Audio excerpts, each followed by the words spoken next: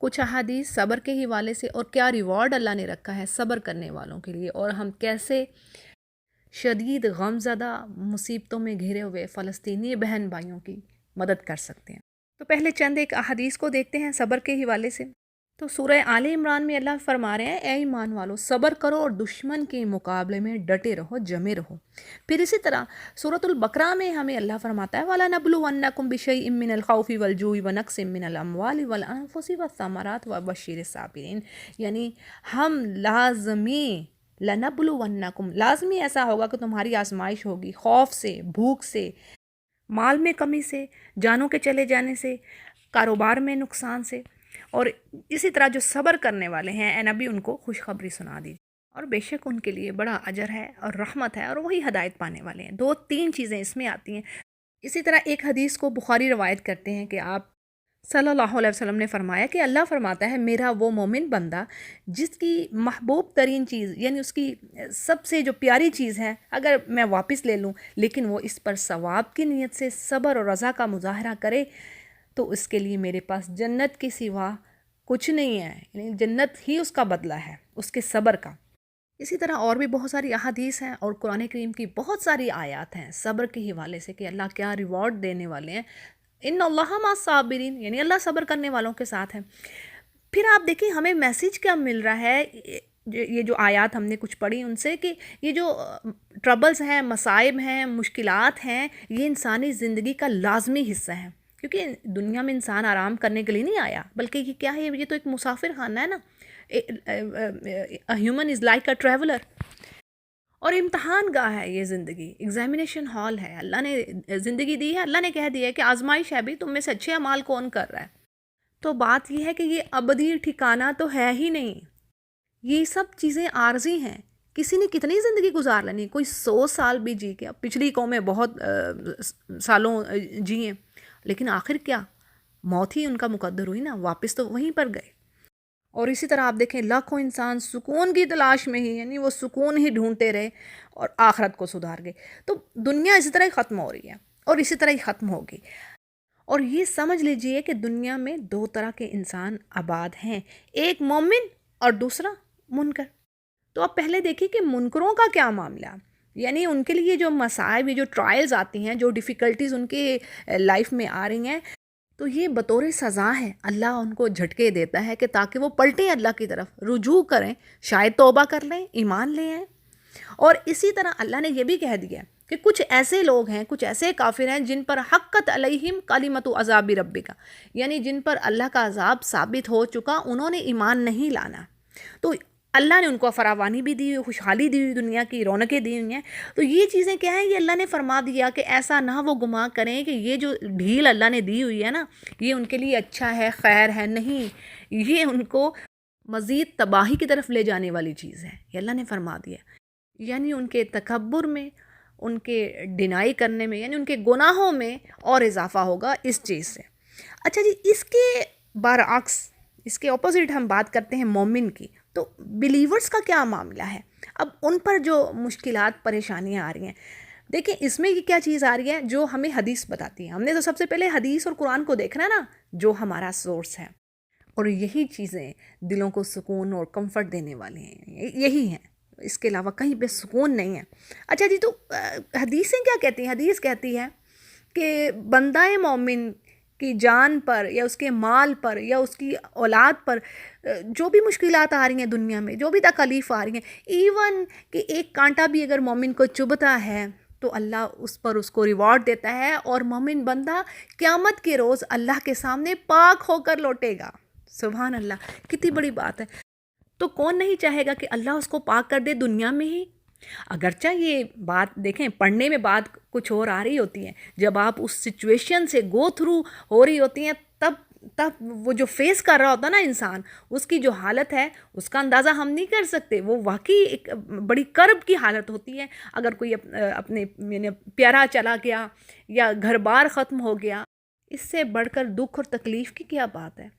لیکن بات وہی کہ اللہ ہم تیری رضا میں راضی ہیں۔ کیا کہتے ہیں ہم؟ انا للہ و انا الیہ راجعون، اللہ ہم تیرے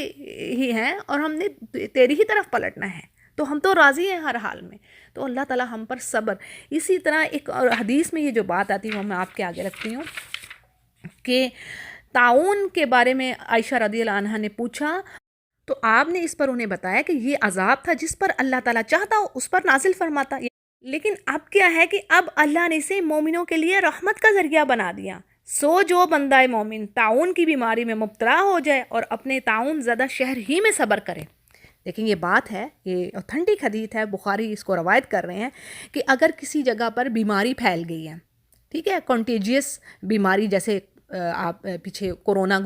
کی بیماری پھیلی ہوئی تھی، ٹھیک ہے، تو اس میں کیا لیسن ہے ہمارے لیے کہ جس جگہ پر بیماری پھیل گئی ہے اسی شہر میں یا اسی ملک میں انسان اس کو اب چھوڑ کر نہیں جائے گا. یعنی وہ وہیں پر صبر کرے گا آخرت کے ثواب کی نیت سے، وہ ٹھہرے گا وہیں پر اور اس بات پر یقین رکھے گا کہ اسے وہی کچھ ملے گا، وہی کچھ پہنچے گا، اسے کوئی تکلیف پہنچ نہیں سکتی جو سوائے وہی کہ جو اللہ نے اس کے لیے لکھ دی ہے. ٹھیک ہے، تو ایسے شخص کے لیے شہید کے برابر اجر ہے، مثل شہید کے مثل اس کے لیے اجر ہے. اسی طرح جی جنگ کے حوالے سے بھی بات آتی ہے ایک اور حدیث میں کہ جہاں پر جنگ ہو رہی ہے، ٹھیک ہے، تو اب وہ اللہ پر توکل کرے کہ جو کچھ اس کی طرف آنا ہے، جو مشکلات، جو پریشانیاں جو اس کی قسمت میں لکھی ہیں نا وہی آنی ہیں، کوئی ان کو اس سے دور نہیں کر سکتا. اور اگر اللہ اس پر کوئی مشکل نہ لانا چاہے تو چاہے وہ جنگ کے حالات میں ہو اور اس کے اراؤنڈ کیا کچھ ہو رہا ہے، لیکن اگر اللہ نے اس کو عافیت میں رکھنا ہے تو یقیناً وہ عافیت میں رہے گا. ایسی مثالیں بھی آپ کو ملیں گی. یعنی جو نفع اس کو اللہ نے دینا اس نفع کو کوئی روک نہیں سکتا. تو بات یہ ہے کہ جی بندہ مومن کا معاملہ یہ ہے کہ خوشحالی میں اگر وہ شکر گزار ہے، اللہ کا تھینک فل ہے، تو اس کے لیے اجر ہے، سبحان اللہ. اور اگر تنگی اور پریشانی میں، شدید مشکلات میں بھی وہ اللہ کی رضا پر راضی ہے تو اس کے لیے ریوارڈ ہے، اس کے لیے جنت ہے. کہہ تو دیا اللہ نے کہ اگر کوئی پیاری چیز لے لیتا ہوں، بڑی محبوب اس کی چیز ہے، میں نے لے لی واپس، اب وہ صبر کر رہا ہے تو اس کے لیے کیا ہے؟ جنت ہے، کچھ نہیں ہے سوائے جنت کے. تو یہ مومن کا جی معاملہ ہے کہ ہر حال میں ون ون، الحمدللہ. اور اتنی خوبصورت بات آتی ہے، مجھے وہ آیت یاد آ گئی، کل میں سوچ رہی تھی یہی فلسطین کے بارے میں کہ سورہ توبہ میں اللہ فرماتے ہیں کہ مسلمان کافروں سے کہتے ہیں کہ تم ہمارے لیے کس چیز کے انتظار میں ہو؟ دو احدل حسنیین، دو حسین چیزیں، دو بھلائیاں. اور وہ دو بھلائیاں کیا بھلا؟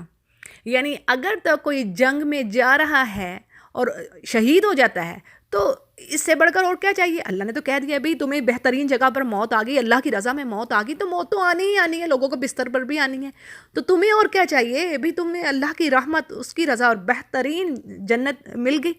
ٹھیک ہے، اس سے بڑھ کر اللہ، یہ قرآن میں اللہ کہہ رہا ہے، یہ میں خود سے بات نہیں کر رہی، قرآن میں اللہ کہہ رہا ہے بھئی تمہیں پھر والا امتم فی یعنی او قتلتم فی سبیل اللہ، تو اب اس سے بڑھ کر اور کیا چیز تمہیں چاہیے؟ یہ تو بیسٹ ہے.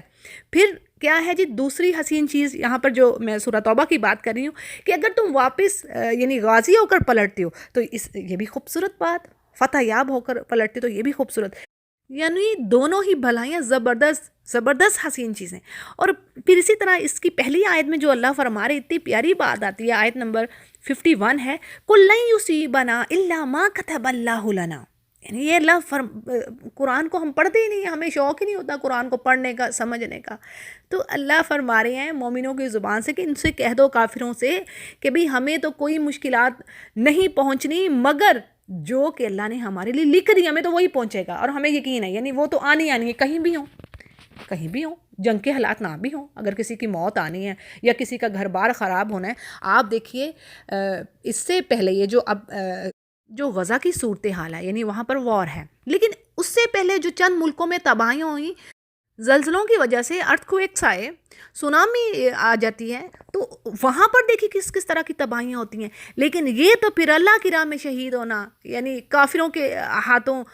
سے مشکلات آ رہی ہیں، تو اس کا تو ریوارڈ ہی بڑا زیادہ ہے. اب وہی بات کہ قُل لَن يُصِيبَنَا إِلَّا مَا كَتَبَ اللَّهُ لَنَا، یعنی آپ ان سے کہہ دیجئے کہ ہمیں تو وہی پہنچے گا جو اللہ نے ہمارے لیے لکھ دی ہے. وَعَلَى اللَّهِ فَلْيَتَوَكَّلِ الْمُؤْمِنُونَ، اور بے شک جو مومن ہیں وہ تو اللہ ہی پر ٹرسٹ کرتے ہیں. اچھا جی یہ بھی سمجھ لیجئے کہ صبر کیا ہے. صبر کی 2 ٹائپس ہیں. ایک تو ہے غم پریشانی میں صبر کرنا، اللہ کی یعنی رضا میں وہ کام کرنے، اللہ کے پلیئر کے لیے وہ کام کرنے جو اللہ کو ناراض نہ کرنے والے ہوں. نہ ایسے کلمات کہنے، نہ ایسے الفاظ کہنے کہ کچھ خواتین جیسے خدا نہ خواستہ کوئی کسی کی ڈیتھ ہوگی نوحہ کرتی ہیں، بین کرتی ہیں، عجیب طرح کے الفاظ بولے جاتے ہیں، یعنی اللہ کی ناراضگی کے جو کام ہے نا ان سے بچنا، یہ ہے صبر۔ اور ایک اور چیز سمجھ لیجئے کہ یہ رسول کریم کی حدیث سے ثابت ہے کہ رونا جو ہے، آپ کا دل دکھی ہے، غم زدہ ہے کسی پیارے کے چلے جانے سے، تو اس پر جو رونا ہے وہ صبر کے اگینسٹ نہیں ہے، رونا صبر کے اگینسٹ نہیں ہے، کیونکہ آپ صلی اللہ علیہ وسلم رو رہے تھے اپنے نواسے کی ڈیتھ پر، تو صحابہ نے پوچھا یا رسول اللہ یہ کیا ہے؟ تو آپ نے فرمایا کہ یہ صبر کے منافی نہیں ہے، یعنی رونا صبر کے منافی نہیں، ہاں اس کے اپوزٹ کام کرنا جیسے میں نے پہلے مینشن کر دیے وہ صبر کے اگینسٹ ہے۔ اب اسی طرح ایک حدیث ہے، آپ سمجھ لیجئے، اس سے بھی ہمیں پتہ چلتی ہے بات۔ ایک عورت کے پاس سے آپ صلی اللہ علیہ وسلم گزرے جو ایک قبر کے پاس رو رہی تھی، آپ نے اس سے فرمایا اللہ سے ڈر اور صبر کر، تو اس پر اس عورت نے کہا کہ مجھ سے دور ہو جا، تجھے وہ مصیبت نہیں پہنچی جو مجھے پہنچی ہے، تو یعنی اس نے رسول کریم کو پہچانا نہیں تھا اور غم کی شدت سے انہیں ڈھال تھی، اور اس نے ایسا بھی انداز اختیار کیا یعنی جو صحیح نہیں تھا۔ بعد میں اس کو پتہ چلا کہ یہ تو نبی کریم صلی اللہ علیہ وسلم تھے، جب اسے پتہ چلا، یعنی اس بات کو سن کر وہ آپ کے دروازے پر آئی، وہاں پر اس نے کسی دربان کو پایا نہیں، کوئی گارڈ نہیں تھا، تو اس نے آ کر آپ سے کہا کہ میں نے آپ کو نہیں پہچانا تھا، تو اس پر نبی نے فرمایا، یعنی آپ نے نصیحت کرتے ہوئے سے کہا کہ صبر تو یہی ہے کہ صدمے کے آغاز ہی میں صبر کیا جائے، یعنی جب چوٹ لگی ہے دل پر، ابھی بگننگ ہی ہے، ابھی آغاز ہی ہوا ہے، تب ہی صبر کیا جائے، یہی تو صبر ہے اصل میں، یعنی مطلب یہ کہ بعد میں تو صبر آ ہی جاتا ہے۔ دیکھیں نا جو ٹائم ہے وہ ہیل کر دیتا ہے نا، زخموں کو بھر دیتا ہے نا، زخم کہیں لگتا ہے، بعض اوقات کسی کے زخم کو بھرنے میں زیادہ وقت لگتا ہے، بعض کے جلدی بھر جاتے ہیں، ٹھیک ہے نا، ہر انسان کی اپنی صورتحال ہے، تو اصل صبر کیا ہے کہ جو شروع میں ہی کر لیا جائے، تو اسی لیے ہمیں کہا گیا نا، مومنوں کو یہ ایڈوائز کیا گیا کہ کسی بھی طرح کی مشکل آن پہنچی، یہ نہیں ہے کوئی فوت ہو گیا ہمارا، کوئی پیارا چلا گیا تو پھر ہی ہم نے انا للہ و انا الیہ راجعون کے الفاظ کہنے ہیں، بلکہ کچھ بھی کوئی بھی پیاری چیز آپ کی چھن گئی ہے، کھو گئی ہے، تو کوئی صدمہ پہنچا ہے، کوئی پریشانی ہوئی، کسی قسم کا نقصان ہوا، ہر اس چیز پر جو دل کو غمزدہ کرنے والی ہے اس پر آپ یہ ضرور پڑھیے ان الفاظ، اور یقین جانیے ان الفاظ کا جو اثر ہے نا وہ ہم ورڈز میں ڈسکرائب نہیں کر سکتے، یعنی یہ ایسی چیز ہے، یعنی اب بس میں اس پر ایک مثال دیتی ہوں، دیکھیں کوئی بھی چیز مثال تو یہ نہیں بنتی، جس میں آپ کو ویسے ایک بات کر رہی ہوں، ابھی جو اللہ تعالیٰ معاف فرمائے ہمیں، یہ جو بلیک میجک کر رہے ہیں، اچھا کیا وہ زبان سے کچھ الفاظ ہی پڑھتے ہیں نا، ٹھیک ہے نا، ایسا ہے نا، گروں پر پھونکے مارنے والیاں، یہ الفاظ آئے نا سورہ میں، ٹھیک ہے، تو اب یہ کہ زبان سے کچھ الفاظ، جس طرح الحمدللہ، اس مطلب اللہ کا تھینکس کہنا، زبان سے جو الفاظ آپ کی زبان ہلتی ہے نا اس کا ایک اثر ہے، جو الفاظ آتے ہیں نا زبان سے باہر، ان کے یقین جانے ان کا ایفیکٹ ہوتا ہے، یہ کوئی چھوٹی بات نہیں ہے، اس کو معمولی نہیں جاننا۔ تو اسی طرح مشکلات پر جس نے جب یہ الفاظ پڑھ لیے، پھر دیکھیں اللہ کیسے صبر سے دل کو بھر دیتا ہے، یقین جانیے یہ میرا تو ایکسپیرینس ہے اس چیز پہ۔ اللہ تعالیٰ ہمیں پریشانیوں اور مشکلات سے سب کو بچائے رکھے، عافیت میں رکھے، اپنے لیے عافیت مانگیے، اور جو بہن بھائی ہمارے مشکلات میں گھرے پڑے ہیں ان کے لیے صبر کی اور رحم کی دعا مانگتے رہیے۔ اچھا جی، یہ جو پچھلی حدیث میں نے پڑھی تھی اس کو بخاری اور مسلم دونوں روایت کر رہے ہیں۔ اچھا جی، اب بات کرتی ہوں کہ ہم کس طرح ان کا ساتھ دے سکتے ہیں، تو اس کے حوالے سے پہلے بھی میں نے ایک بات کہی تھی کہ کام وہی کرنا ہے، یعنی کسی کی مدد کے لیے یا ریچولز آپ کو یہ ادا کر رہے ہیں، اس میں کوئی ایسا کام سٹارٹ نہیں کر لینا جو اللہ اور رسول نے کہی نہیں ہے، رسول نے کر کے نہیں دکھایا اور اللہ نے کہا نہیں ہے، یعنی کام وہی کرنا ہے، مقصد کیا ہے؟ اللہ کو راضی کرنا۔ جیسے میں نے پیچھے بات کی تھی، خواتین کہہ رہی تھی جی روزہ رکھ لیے جائے، اب دیکھیں وہ انگلش میں میسیجز آ رہے ہیں، تو کوئی دوسری لینگویج میں میسیج آ گئے، انگلش میں آ گئے میسیج، تو اس کا مطلب یہ نہیں ہے کہ بس جی اب وہ بات صحیح ہو گئی، نہیں، جو بدعہ ہے وہ ان اینی کنڈیشن وہ بدعہ ہے، اپنی مرضی سے کوئی کام نہیں کرنا جو رسول نے کیا نہیں، وہ رد ہے، رسول نے کہہ دیا، وہ ایکسیپٹ نہیں ہوگا۔ ہاں وہی کام کیجئے جو رسول نے کیے ہیں۔ رسول کی زندگی میں بھی پرسیکیوشنز ہوئی ہیں، قتل عام ہوا ہے لوگوں کا، بہت پریشانیاں دیکھی ہیں، مسئلہ کیا گیا یعنی صحابہ کرام کی لاشوں کا، مظلوم حفاظ شہید ہوئے۔ تو اس پر آپ نے نہیں کہا کہ بھی یہ کام کرو، روزے رکھ لو، فلاں کام کر لو، نہیں، دعا کیجئے، دعا اور مالی مدد as much as you can,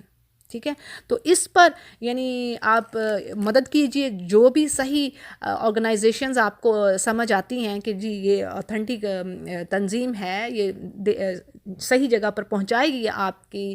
منی کو، تو وہ ضرور کیجئے۔ اور اسی طرح شیخ اس پر یہ بھی کہہ رہے ہیں آج کہ آپ اپنی زکوٰۃ کی جو منی ہے، یعنی زکوٰۃ کا مال بھی غزہ کے بہن بھائیوں کے لیے استعمال کر سکتی ہیں، آپ ان کو زکوٰۃ کے پیسوں میں سے مدد کیجئے، تو یہ ٹوٹلی الاؤ ہے۔ اور اللہ ہم سے قبول فرمائے اور دنیا اور آخرت میں عافیت نصیب کرے اور حسن الخاتمہ عطا فرمائے، آمین یا رب۔ آخر دعوانا الحمدللہ رب العالمین۔